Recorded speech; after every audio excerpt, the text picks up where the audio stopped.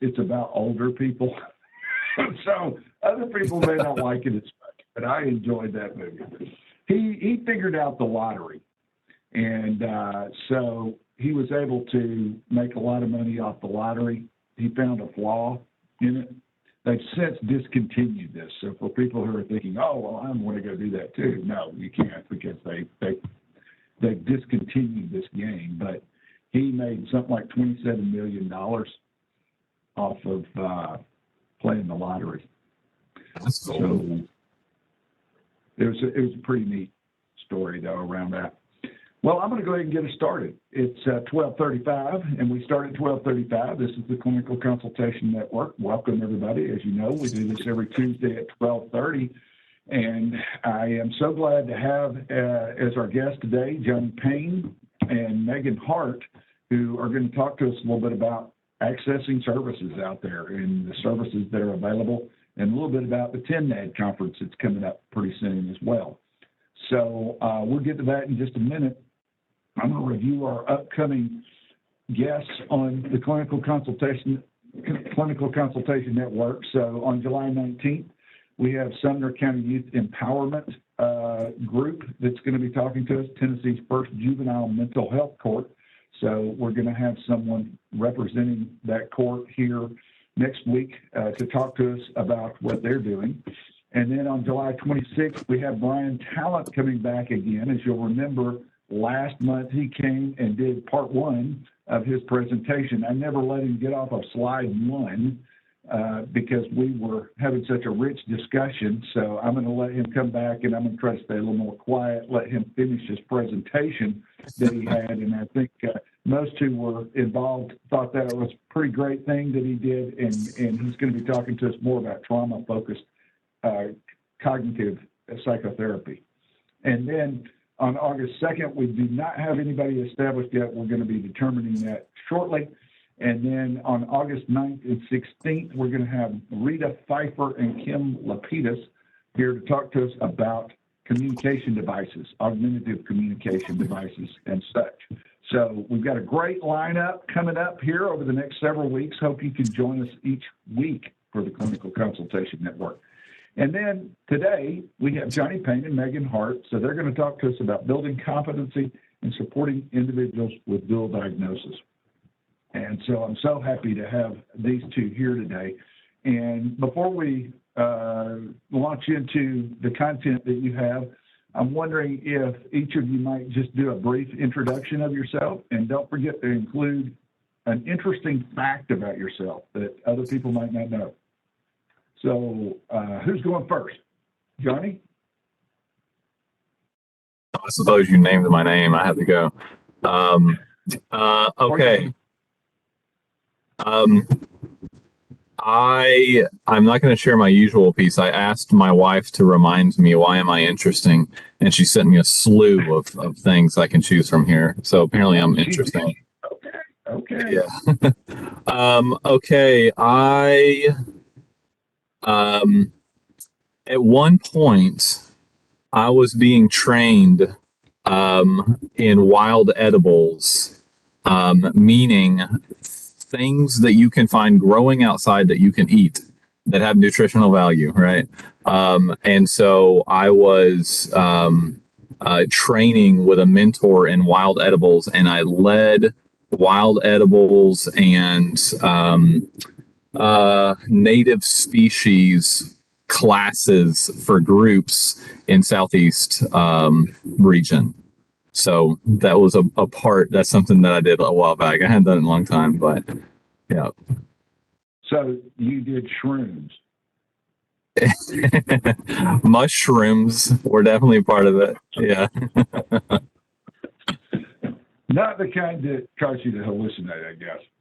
I mean, they're out there, but that's not what we were looking for as a group. So. Okay. And you have a lot of experience in the mental health field. You previously worked at...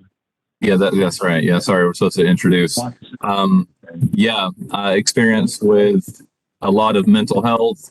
I've worked at Moccasin Bend Regional Mental Health Institute and around a number of mental health settings as well as kind of the IDD support world in a number of capacities as well. But currently, I'm really proud to say I'm with 10 Start, the assessment and stabilization teams, which is honestly a real dream job. It's been fantastic. All right. Well, thank you so much for that. And we'll move over to Megan Hart, who is also our guest today. And Megan, you want to take off with your introduction? Excuse me. Sure. It's great to be with y'all this afternoon.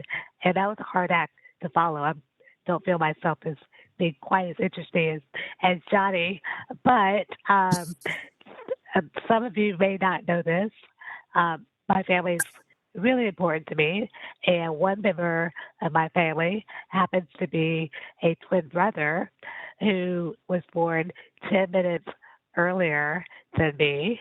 And the interesting fact is that I am a little person, and he is average height. So you can imagine the questions that my parents received growing up in terms of what's the age difference. And my mom would say 10 minutes, and they would say, yeah, right.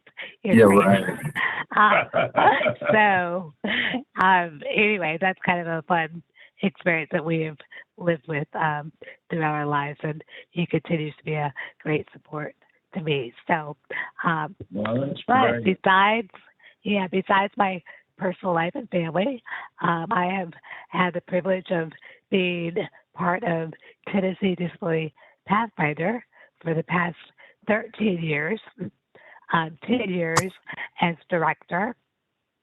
Prior to that, I worked in the disability field, mainly in assistive technology, and I received a bachelor's degree in psychology from Sewanee, the University of the South, and a master's degree in counseling from Vanderbilt. So it's interesting how our career paths take us into different areas, but glad to be where I am now. So.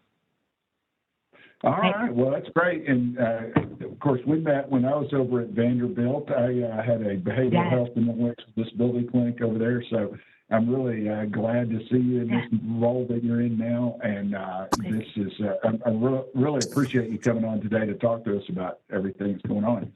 And so with that, I will turn it over to you guys to talk to us about what you have to talk to us about. Oh. Don't be surprised if I rudely interrupt you, though, and ask some questions along the way. That's part of the process. And I want to invite our audience to do the same. You can either put your questions in the chat box, or you can come on vocally and just ask your questions if you prefer. So either way, we'll get your questions answered. So with that, I'll turn it over to you guys. Do we want to start with the Get Smarticle? You okay with that? Yes, please do. Sweet. All right. Megan's pulling up the presentation, and she'll be the slide deck master. And so we've got the Smarticle on there as sort of like the lead slide. So I'm going to go, while she's getting that pulled up, I'm going to go ahead and jump in and kind of introduce the article. So this was an article from 2014 by David Irvin and colleagues entitled Healthcare for Persons with Intellectual and Developmental Disabilities in the Community.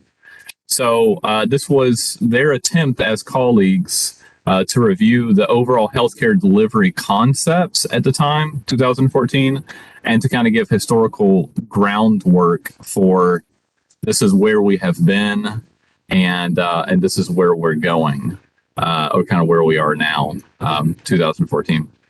And so in the end of their paper, they point to a few recommendations, and this will all kind of lead up to this. So one of them was increased training for healthcare providers about the needs of IDD population, cultural competencies there, integration of acute healthcare with long-term support services, 3, IDD medicine as a specialty, and 4, a set of preventative health supports focused on IDD. But as they're getting there, in this paper, they start off identifying some barriers for people with IDD accessing healthcare. And this is kind of interesting.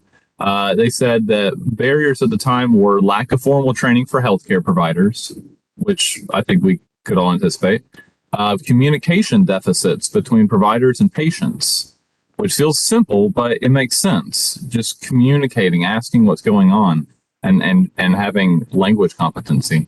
Another is complicated financial systems and funding and the difficulty of navigating the funding. And finally, healthcare providers that lacked awareness about steps that they could take to ensure cultural competence. And so people with disability as kind of a culture to understand how to approach, how to communicate with. And so they go on to open up the historical kind of groundwork and context, which I won't really get into, except that they kind of get to the point where they're talking about deinstitutionalization, right? And so deinstitutionalization as a point where services kind of began to fall apart for people with within the disability community. And so I'll read this from the article. Irvin notes, with large-scale movements of people from institutions, it was anticipated that the kind of standard or generic system of health services would be able to provide the needed support for the ID community moving out of the institutions, right? But there was a relative absence of critically needed specialty healthcare, specifically neurology, behavioral health, psychiatry, and orthopedic services that just simply did not exist in the community. And so even 35 years later, this kind of still persists. However, another set of researchers, Hayden and Kim referenced, found evidence that while the community-based healthcare system is in need of improvement, that the supports can be there. They can show up.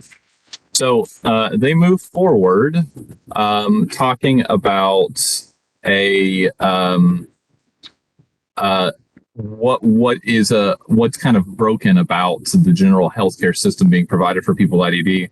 And he says that healthcare for people with IDD is frequently uncoordinated. It can be extraordinarily difficult to access, and that there's too few systems in which components are integrated.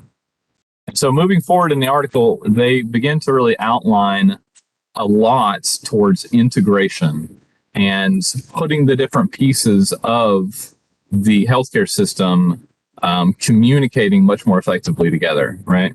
And so they say recently, the National Council on Disability, which is a presidential appointed council around disability, they produced a report a few years ago called The Current State of Healthcare for People with Disabilities. And they cited 4 examples of programs that are delivering healthcare to people with IDD very successfully as models. One of those is in Colorado Springs, Colorado, called the Developmental Disabilities Health Center. And so they offered this multidisciplinary integrated health model. And while they're doing that, they brought together a number of kind of thought leaders nationally, internationally around IDD. And they formed what they called the Healthcare Delivery System Concept Model. And it's made up of 3 parts, 3 components. One is primary healthcare. The other is health promotion and wellness. And the third is caregiver education. And putting the 3 of these together. And so this is kind of the model that they point to in the article. And there's more about it in the article that I won't get into now. And then finally, the article ends with sort of a call for a small handful of actions for the healthcare community broadly. And that's not just medical care, that's therapeutic services. And so a handful of things that they're calling for here. One is standards of care. A universally adopted standard of care for people with IDD is related to like healthcare and service provision. 2 is training and education, of course, for healthcare providers to be expanded globally and not just little pockets here and there.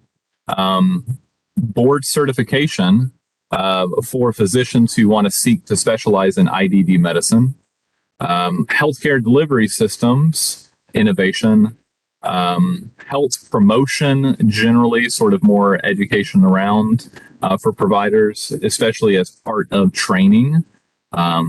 Like for instance, in a person's training for to become a psychiatrist, that there would be a portion of that training that would be dedicated towards IDD cultural competency. And then finally, research. They make a call for just expanded research in this area, which has been somewhat lacking in the past 10 years. But so that's our article from David Irvin and colleagues in our Smarticle.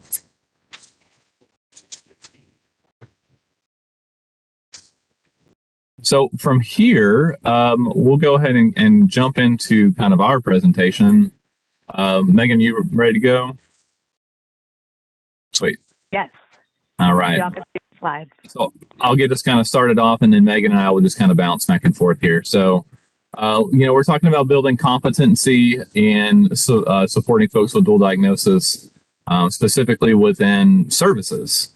So we've kind of already introduced ourselves a little bit, so we might just kind of breeze through that, but we'll kind of open up this discussion a little bit. We'll talk about why does competency matter, and then we will kind of look into a handful of like indicators of what do we look for when we talk about competency.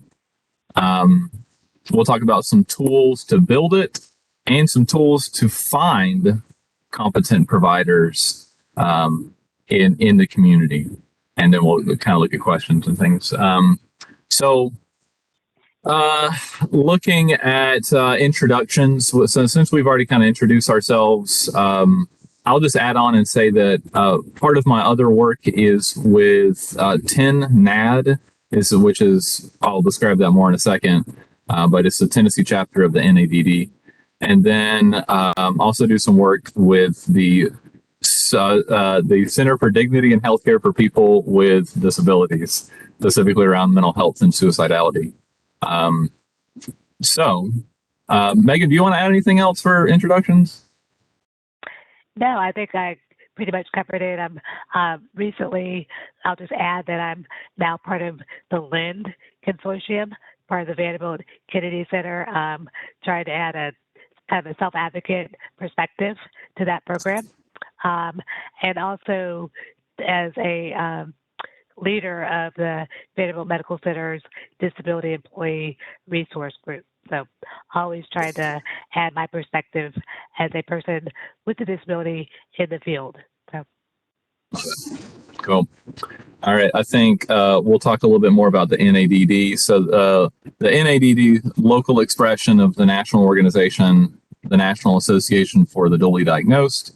And so, locally, we're working to build understanding of services and resources for this group of people who are dually diagnosed. And we're working on building understanding generally about this population of people. And so our mission is adopted from the national NADD. And we got a lot of fun things going on. So please feel free to reach out to me and say, man, what's in it? What's TEN-NAD up to? And I'd love to answer some questions. So Well, I'm going to ask that question right now. Isn't TEN-NAD up to a conference coming up pretty soon? Yeah, and we'll plug that real good here later on also. But yeah, we have a conference coming up here next month that we'll talk about more here in just a little bit. So I'd love to invite you all to come to our conference.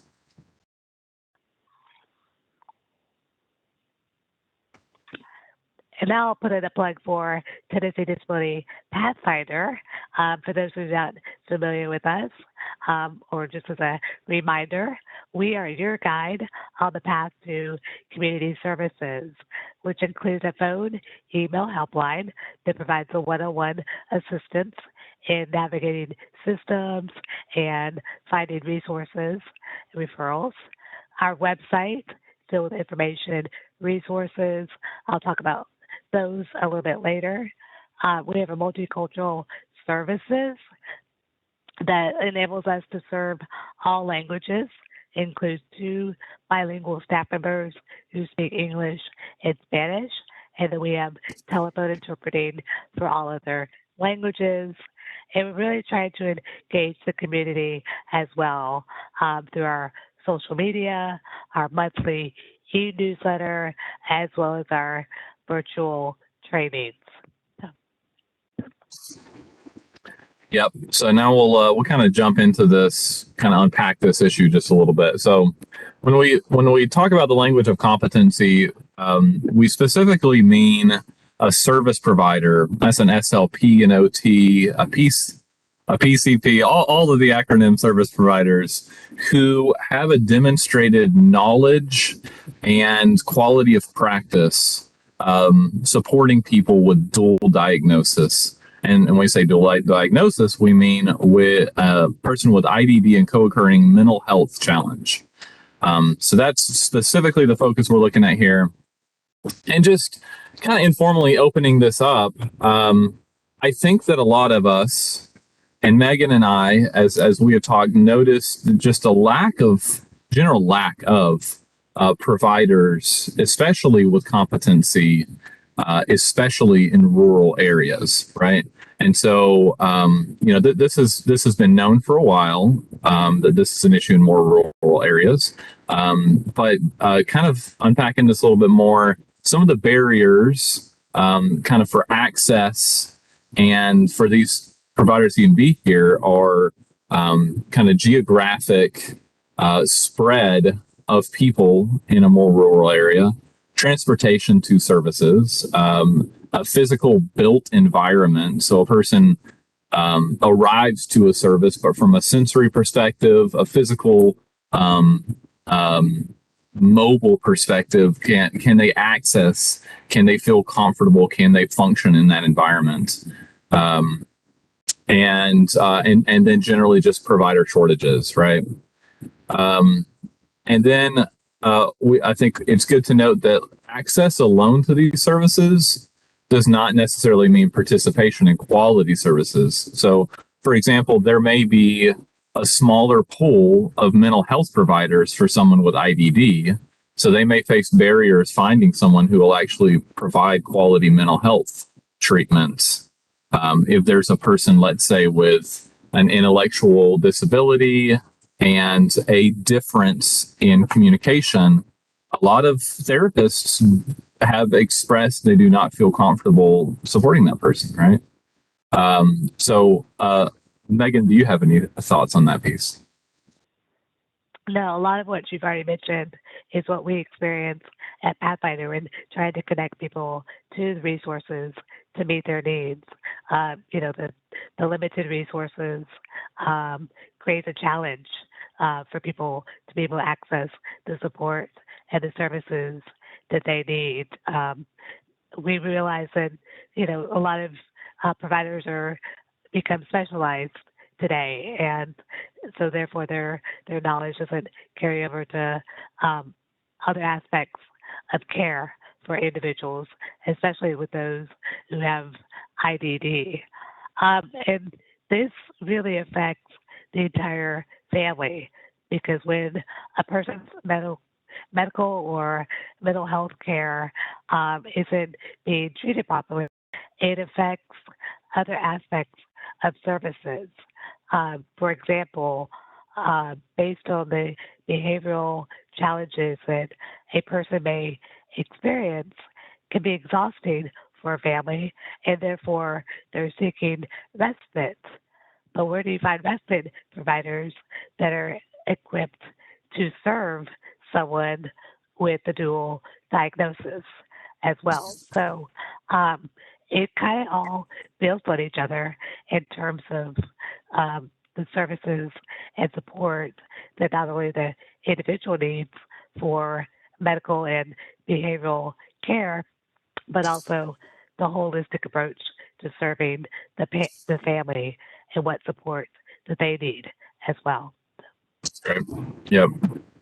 So that Johnny, I was just going to comment, as it relates to clinical providers, there are too many clinical providers out there who use intellectual and developmental disabilities as sort of a an exclusionary criteria for their services, and that don't see themselves serving people with IDD, this to me seems like a pretty serious problem that we have within our system.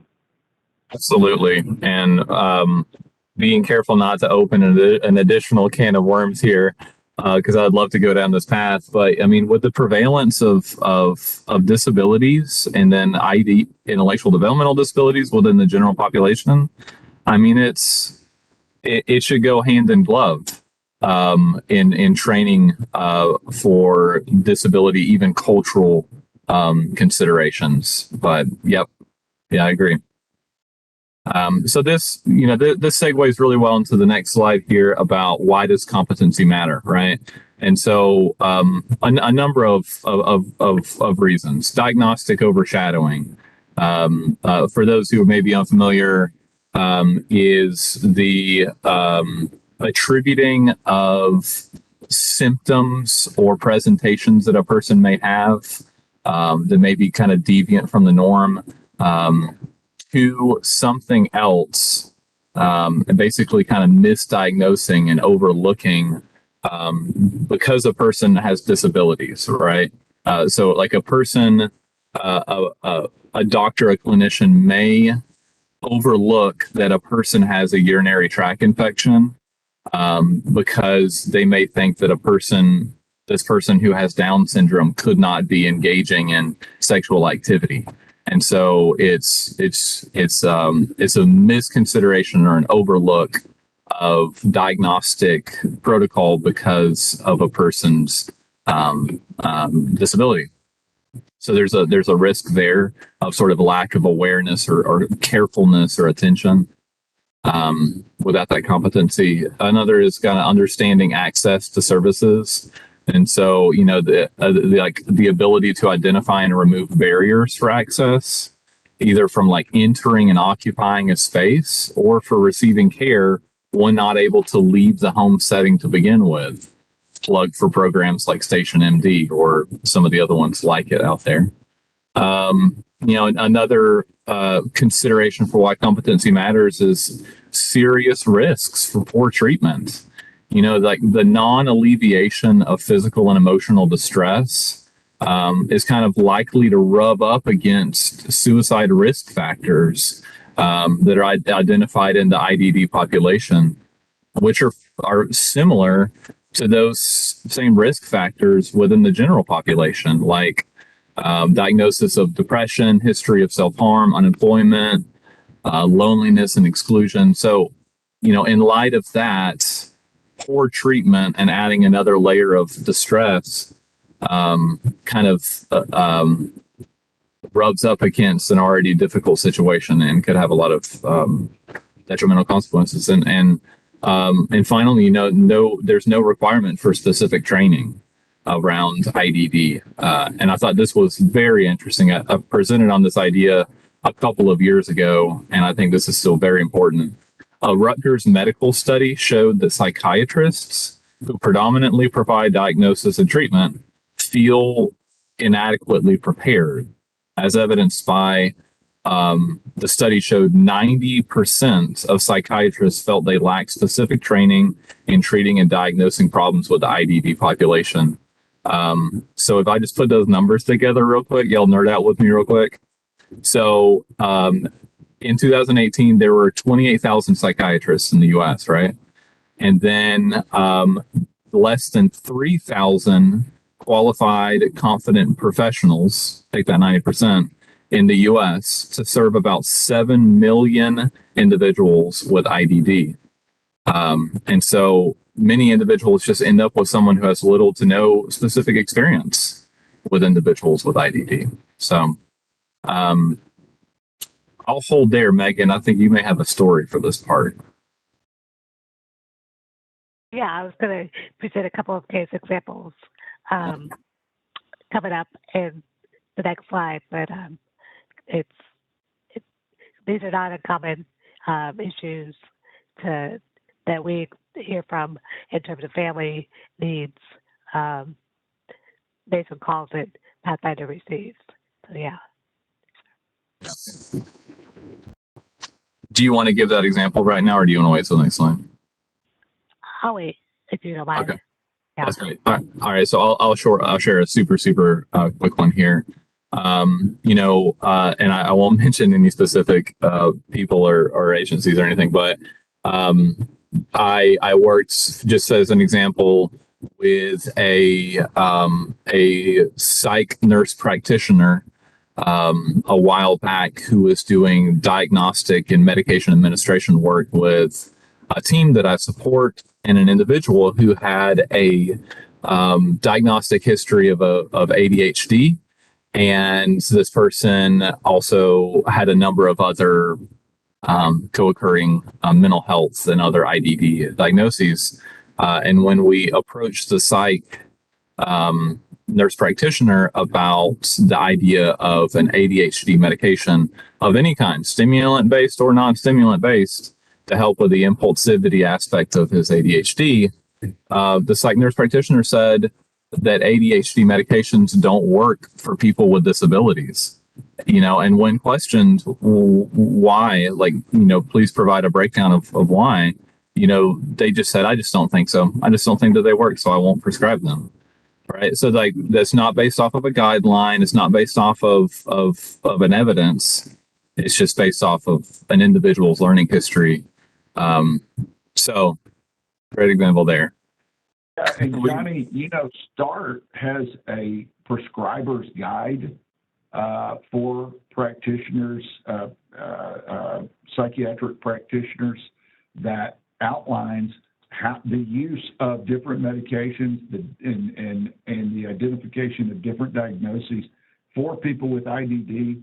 The whole organization of NAD is organized around the issue of people having co-occurring diagnoses that may need treatment. So it's hard to understand how people can adopt that view that people with disabilities don't have the same sorts of issues that any other person may have out there. And so, this really ends up being, I think, a really large part of what we're all trying to accomplish is helping people understand that can be the case, and that we can help people get to a really successful life if we can acknowledge that and work with it. Right. Yep. And I'll do a little plug here. Megan and I have gathered kind of a bank of links and resources that we'll put into the chat at the end. The teacher in me won't allow myself to do it now because I know everyone will be distracted going and looking at all the links. I know I would. So we'll make sure to put those in there at the end, and it's for a lot of resources like the one you mentioned. So it's good. So I think let's move to the indicators of competency piece. Unless Megan, you want to go ahead and share that story. Yeah, I just have a couple, if you don't mind me illustrating some of the issues that we've discussed. One of them is a mother who's a young adult who is dual diagnosis and is being discharged from a psychiatric hospital, and called Pathfinder saying, what's next? How do I continue to support my child in terms of continuing treatment, supported living, et cetera. And so she's kind of in a crisis mode, knowing that her son's getting out of the hospital and not knowing what resources and how to best support his ongoing treatment and needs. So our staff is working with multiple sources to determine the best plan. And the mother's a great advocate for her son, but even she is having difficulty. So you can imagine what other families experience. You don't necessarily have the skills or the means to be their child's advocate, like this mother, and just the challenges that they experience in these types of situations.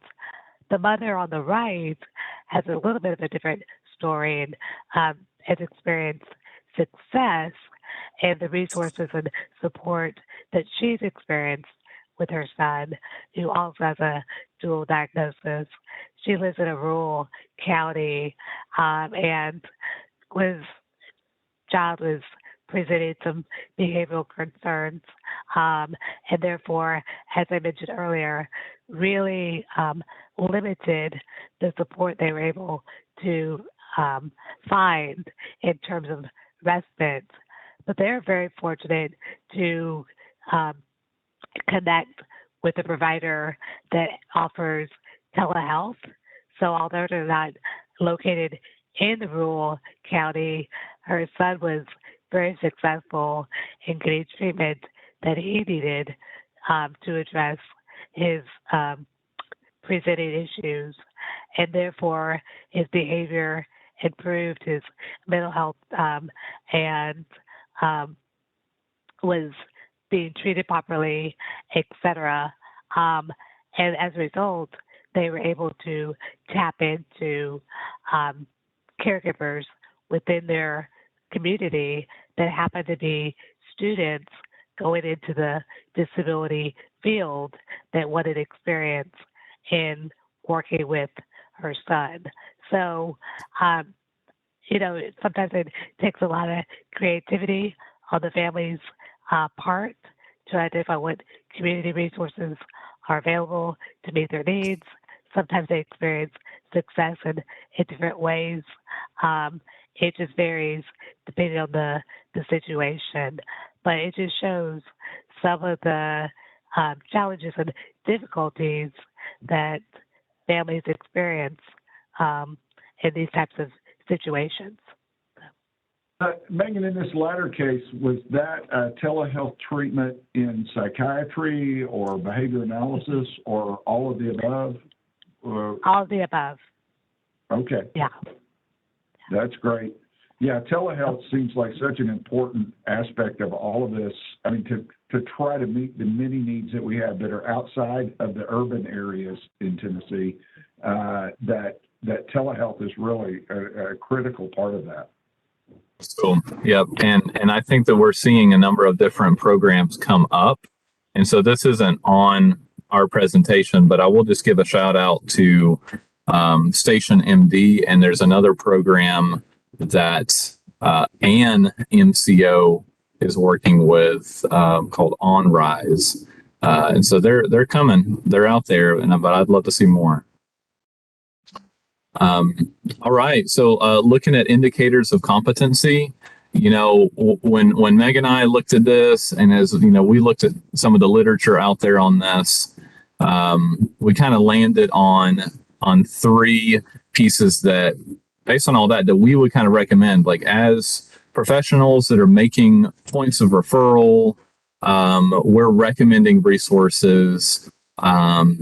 This is what we would recommend people keep in mind when they're looking for a competent service provider generally.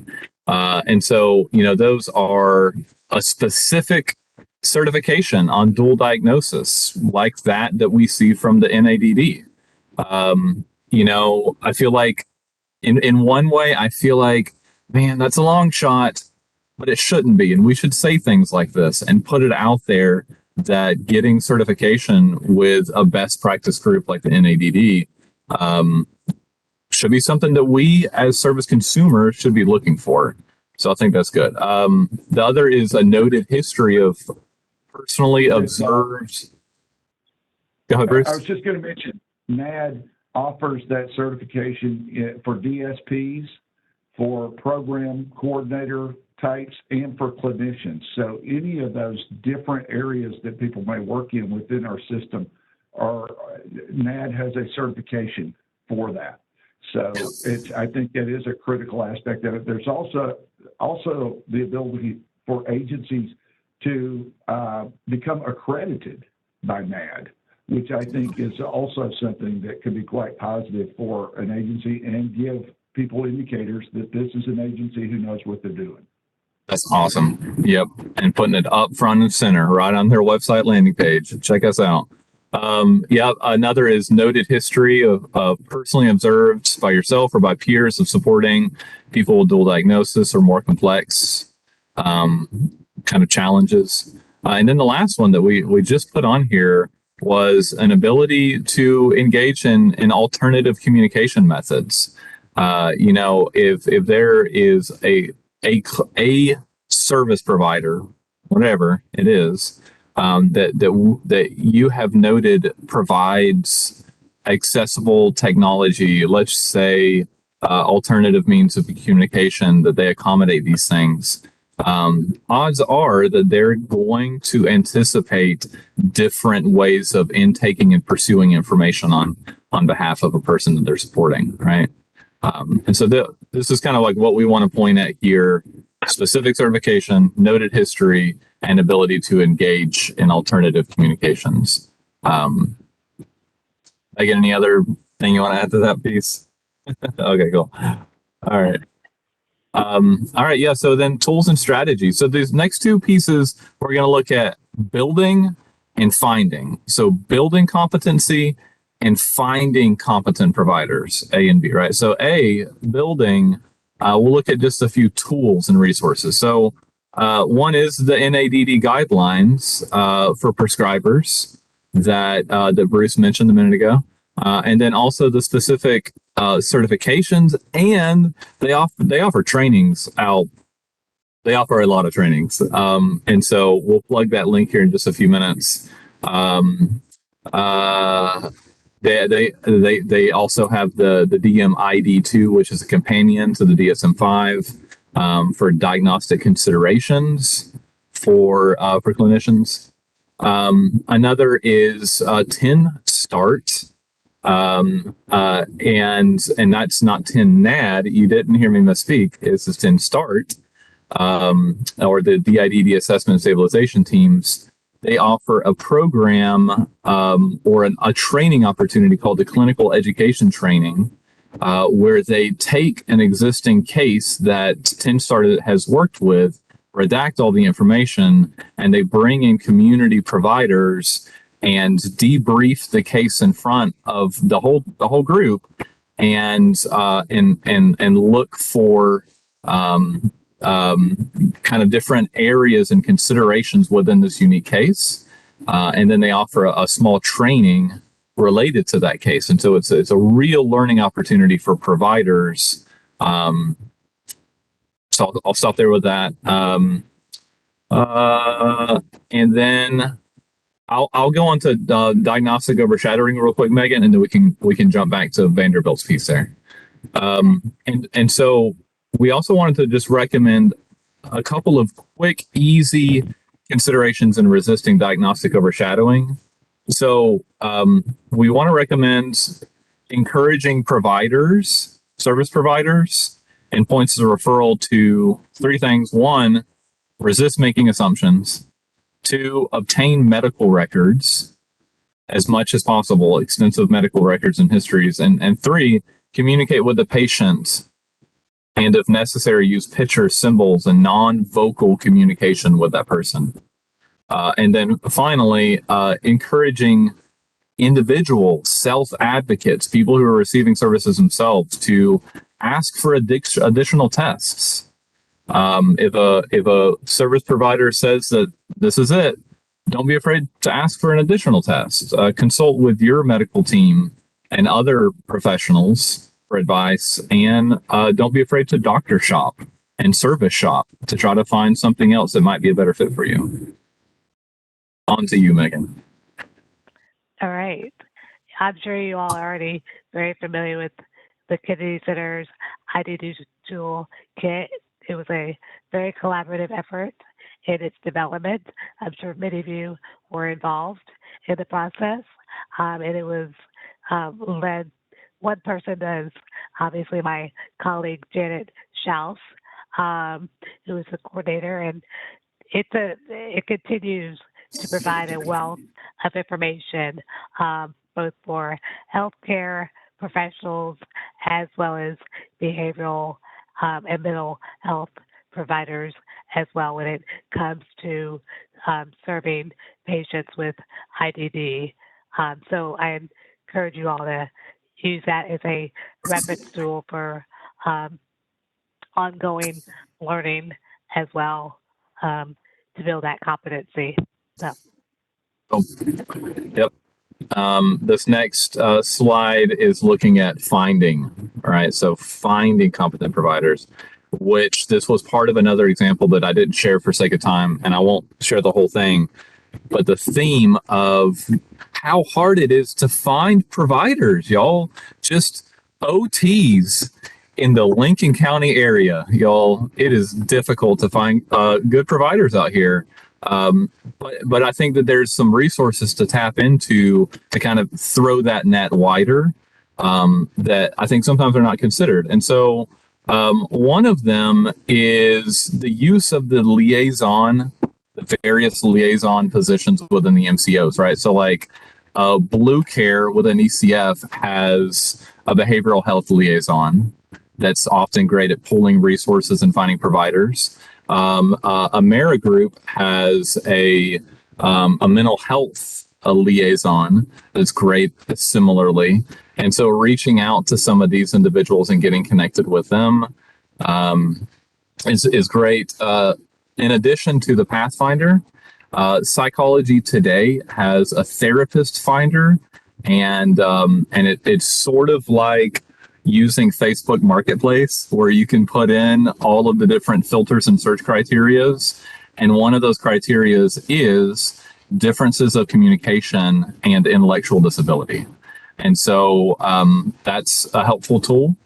Another is a tool by the Center for Dignity and Healthcare for People with Disabilities, is a find a therapist, sort of a guide for individuals who are looking for therapists for themselves, which can be found at Center for Dignity and Healthcare for People with Disabilities. We'll plug all this. All the links are going in the chat in just a minute. And then, of course, the Pathfinder, and which we'll talk more about in just a second, and then the upcoming 10NAD conference, and we'll have a ton of vendors and service providers there, and thinkers and speakers who are looking at sort of how do we do this? How do we make these connections? So we'll go ahead and go to the next one there. All right, woo! We got the August 10NAD conference coming up. This is it is 2022 10NAD conference. I may have put 2020 on that slide, y'all. Ignore that. And yeah, so this will be August 12th. It'll be in person at the Grand Ole Opry Inn over there in Nashville. But it'll also be virtual. So you could attend virtually or in person. All you got to do is hop on over to 10NAD website and you can get signed up there. There's a bunch of CEUs for every field. So I won't go into that too much more other than to say I've had a great experience with the past few years conference, and I'd love to see you there. Great. I won't keep y'all too much longer because I know we're almost up at an hour. But I just want to reiterate a few points about Pathfinder so that you know you can contact us for support in finding resources. We serve the entire state, all ages, all types of disabilities, diagnoses, and all languages.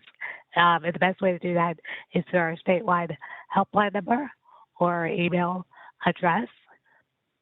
As you can see by our picture, we're well represented by a really diverse and qualified staff, so that we can personally relate to the experiences that those that we serve may be having. A number of us have personal experience with disabilities, either as having disabilities or being family members of loved ones with disabilities. And then we've worked in the field for a number of years. And based on that, we provide that one-on-one assistance to each person that contacts us so that we can connect them to the most appropriate referral sources available. We can't create miracles, as I said, but we'll do the best we can in determining what is available and what's best for that person.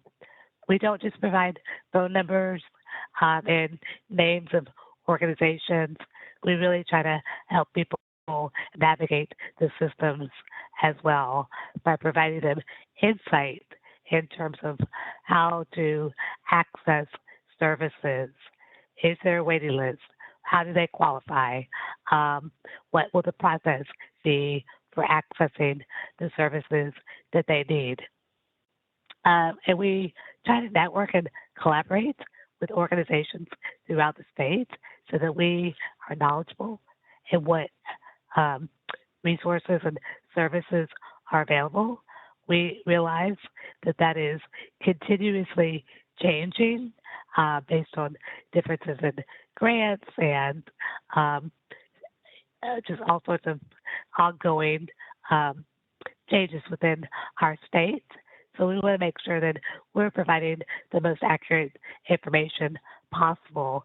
And we try to do that by keeping our information updated at least on an annual basis. Yeah, and Megan, so it's so much more. Yeah. It's so much more than just the database and the website, but a full service that you offer in connecting people to services. It sounds like. Absolutely. So really, we encourage people to contact us. But I know that times are changing and we become more reliant on technology every day. And so therefore, our website can be a useful tool for those who are wanting to be independent in finding information resources for themselves as well as others. So please check out TennesseePNPathfinder.org. It was launched as a new website, or upgraded website, I should say, last August. You now have the capability to download it as an app. You go to the website.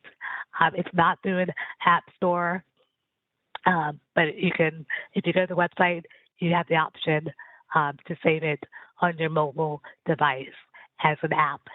And there are 5 filters to help someone guide their search process and narrow the results based on the person's stage of life, what age range they fall under, the topic of interest, diagnosis, payment options such as choices or TennCare or free, things like that, and then the service area in terms of the county location of the person.